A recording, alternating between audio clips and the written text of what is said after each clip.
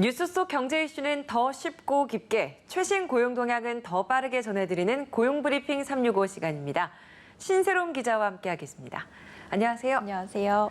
오늘 어떤 이슈 준비하셨나요? 오늘은 무례함에 대한 이야기를 해보려고 합니다. 이 사전적인 의미를 먼저 좀 들여다볼까요? 국어사전을 살펴보면요. 무례하다는 말에 대해 태도나 말에 예의가 없다라고 설명하고 있는데요. 유희어를 보면 거만하다, 당돌하다, 몰상식하다 이런 말이 있더라고요. 혹시 이런 무례함을 직장에서 겪는다면 어떨지 핫 키워드에서 짚어봅니다. 직장에서 이런 무례함을 겪었느냐 이런 질문을 받았을 때 대부분 직장인들이 어떤 반응을 보였는지 궁금한데요. 네, 한 연구소에서 이 직장 내 무례한 경험 실태 설문조사를 한 결과 우리나라 직장인의 100%가 직장에서 이 무례함을 느껴봤다고 답했습니다. 전부가 다 네. 느껴봤다는 답을 하신 거네요. 이 100% 중에 3.2%는 매일 경험한다고 답했고 자주 경험한다고 한 사람은 13%. 그러니까 매일 또는 자주 경험하는 사람은 16%를 넘긴 거죠. 네. 가끔 또는 반복적으로 무례함을 경험한 적이 있다는 응답자는 절반을 넘었고요. 나머지는 이 6개월 이내에 한두 번 무례함을 경험한 적이 있다고 답했습니다. 네, 웬만한 스트레스에는 이제 어느 정도는 이력이 났을 직장인들인데 이런 직장인들에게 무례하다는 느낌이 들었다는 건 해도 너무한다 이런 생각이 들었다는 거잖아요. 네. 어떤 게 있을까요? 네, 직장인들이 경험한 무례함 중에서 가장 많은 유형을 봤더니요. 네. 말을 자르거나 의견을 무시한다는 게 1순위였습니다. 네. 이런 일 너무 자주 있지 않나요? 그쵸. 상급자들로부터는 참 많이 경험하는 사례들인 것 같아요. 네, 너가 잘 몰라서 그래. 우리는 원래 이렇게 했어. 이렇게 아니 하면서. 이러면서 끊어버리고. 네. 이거의 뒤를 이어서는요. 자신의 상태를 함부로 판단하고 단정 짓는 경우가 꼽혔습니다. 또 다른 사람 앞에서 면박을 준다거나 혹은 알아야 할 정보를 주지 않는 예도 있었고요. 성과와 능력을 무시한다는 답변도 있었습니다. 아직도 이런 분들까지 있을까 싶은데요. 네. 외모나 개인의 특성을 비하하는 발언도 자주 있다. 이런 응답이 나왔습니다. 참, 듣기만 해도 굉장히 분노 지수가 올라가는 그런 사례들이 아닐까라는 생각이 드는데요. 문제는 이게 일회성이 아니라는 데 있는 것 같아요. 그렇죠. 직장이라는 특성상 이게 일회성으로 끝나지 않고 그쵸. 이 무례함은 끝나는 것이 아니라 또 기억으로 저장돼서 지속적으로 시간이 지난 후에도 불편한 마음이 들게 되는데요. 이런 무례한 말들을 누가 하느냐? 자신에게 무례한 행동을 하는 사람은 대부분 상사, 그쵸. 선배, 그쵸. 나보다 높은 애들. 이렇게 서열이 높은 사람이 하위 직급의 구성원들에게 이런 말을 하는 경우가 많았다고 합니다. 맞아요. 상사나 선배한테 그때그때 이걸 또 따져 물으면서 왜 그러세요라고 할 수도 없는 거니까 이게 굉장히 어려울 것 같아요. 말씀하신 것처럼 그때그때 묻게 되면 따져 묻는 내 자신이 무례한 사람인 것처럼 대하는 분위기도 맞아요. 생기죠. 이래서 직장 내 무례함은 정식으로 문제를 제기하기는 또 애매하고 그냥 넘어가기에는 마음이 너무 불편해지는 상황이 생기기 마련입니다. 대처하기 까다로운 경우가 많다 보니까요. 대부분의 직장인이 주로 참는다고 답했습니다.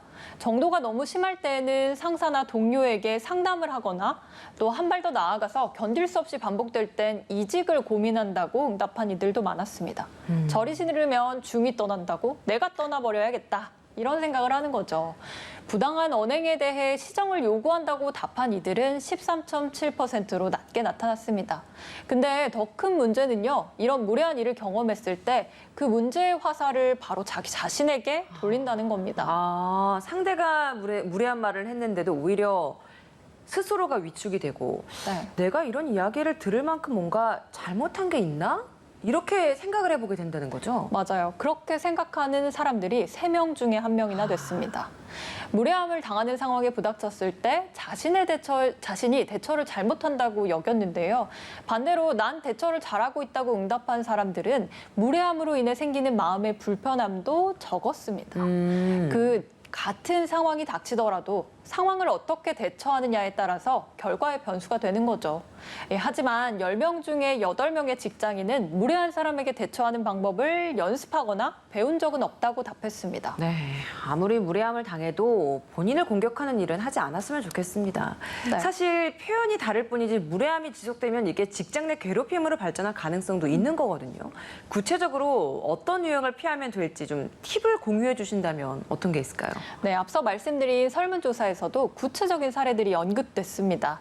이 비슷한 면이 되게 많은데요. 스탠퍼드 대학교 로버트 서튼 교수가 제시한 직장 내 괴롭힘과 유사한 직장 내 무례함의 대표적인 유형을 한번 살펴볼게요. 예. 인신공격하기, 그리고 말이나 행동으로 상대를 위협하는 일, 공개적인 망신, 옆에 없는 것처럼 무시하는 수법. 이거는 정말 견디기 어렵죠. 그리고 그런 것들은 또 자괴감으로 많이 이어지는 것 같습니다. 그럼요. 이 말씀해주신 이 모든 것들 다 정말 하나라도 하면 안 되는 거거든요. 네. 이런 무례한 말을 하는 사람들이 반성을 하고 고쳐나가야 하는 게 아닐까라는 생각이 드는데 회사에서도 조금 이런 문화를 고쳐나가려고 노력하는 곳들이 있긴 할 것 같거든요. 네. 이 직장 내 무례함은 한 사람의 고통으로 끝나지 않고 결국 구성원 전체의 스트레스로 이어지게 됩니다. 무례하고 모욕적인 상황을 계속해서 경험할수록 이 기업의 생산성과 또 개인의 창의성 같은 역량은 떨어진다고 하는데요. 결국 열심히 일하고 싶은 의지는 꺾이게 되고 업무의 성과에도 나쁜 영향을 줄 수밖에 없죠. 그러다가 또 결국 이직에 대한 결심을 굳히기도 하죠. 결국 기업도 이런 조직 문화가 암조직처럼 퍼진다면 그 피해가 결국 기업 내부로 향하게 되는 겁니다. 그럼요. 결국은 돌고 돌아서 조직에 해가 되고 개인 역시 회사에 대한 만족도가 떨어질 수밖에 없는 그런 구조예요. 네, 이 하버드에서 전 세계 직장인 2만 명을 대상으로 조사를 해봤더니요. 직장 상사가 자신을 존중한다고 느낄 경우 직원의 조직 만족도가 그렇지 않은 경우보다 89%나 높게 나왔다고 합니다. 너무 당연한 얘기예요, 사실. 네, 나를 존중해주는 곳에서 더 좋은 성과를 낼 수 있다는 건데요. 그럼요. 이런 것들이 실질적으로 회사에서 유지가 되고 또 실현되기는 쉽지 않은 게 문제겠죠. 이 같은 무례함을 방치하게 되면요. 무례함은 조직 전반으로 전염돼서 확산한다고 합니다. 개인의 정신건강과 직장 생활에 매우 부정적인 영향을 미칠 수 있는 만큼 개인적 노력뿐만 아니라 회사 차원에서 상호 존중하는 문화 정착 노력이 필요해 보입니다. 그게 결국 회사에도 좋은 일일 것 같습니다. 한컷 이슈, 오늘 한컷 이슈는 어떤 내용인가요? 네, 저소득 근로자를 지원하기 위한 이야기입니다. 이 귀속 근로 장려금인데요. 이 귀속 근로 장려금이 지급됐습니다. 이번 지급 대상은 총 184만 가구에 2조 원 정도인데요. 근데 이런저런 이유로 이 장려금을 수령하지 못한 미수령 금액이 무려 132억 원이나 된다고 합니다. 아니 이렇게 미수령 금액이 많은 이유가 뭔가요? 네, 일단 이 주소가 바뀐 경우가 가장 많을 수 있겠고요. 네. 장기간 집을 비워서 이 환급 통지를 받지 못한 경우도 있다고 합니다. 이 돈을 찾아가기 위해서는 인터넷에 있는 홈택스나 핸드폰으로 손택스 활용하시면 되는데요. 여기서 근로, 자녀 장려금 항목을 선택해서 조회하고 국세 환급, 환급급 상세조회, 또 계좌를 신고하면 입금이 되는 구조입니다. 혹시 신청 자체를 놓쳤다면요. 정기 신청 기간은 지났지만 추가 신청도 가능합니다. 올해 11월 30일까지도 가능하니까 확인해 보시고 신청하시면 좋을 것 같습니다. 네. 그런데요. 이뿐만이 아니라 우리가 세금 꼬박꼬박 내고 있지 않습니까? 그렇죠. 세금 낸 후에 환급금 생기기도 하는데 이것도 미수령 금액이 많은 건가요? 네, 저도 생각해보니까 세금을 매번 내고 있지만 나한테 환급금이 있었나? 생각해본 적이 별로 없었던 것 같긴 네. 합니다. 이 국세청은 찾아가지 않는 미수령 세금 환급금이 근로장려금을 포함해서 875억 원에 달한다고 밝혔습니다. 이 납부액을 추정해서 미리 내는 중간 예납이나 원천 징수 과정에서 더 많은 세금을 낸 경우가 대부분인데요. 이 부분 역시 앞서 말씀드렸던 근로 또 자녀 장려금처럼 국세청은 인터넷 홈택스 또 손택스에서 조회할 수 있고 국세 환급 항목을 통해 손쉽게 확인할 수 있는 만큼 놓치고 있는 내 돈 없는지 꼼꼼히 확인해서 챙기시길 바라겠습니다. 네. 내가 들었을 때 기분 나쁜 말이면 상대도 마찬가지가 아닐까요? 여러분은 조직에서 어떤 말을 하는 사람인가요? 오늘도 신세롬 기자와 함께했습니다. 고맙습니다. 네. 지금까지 고용브리핑 365였습니다.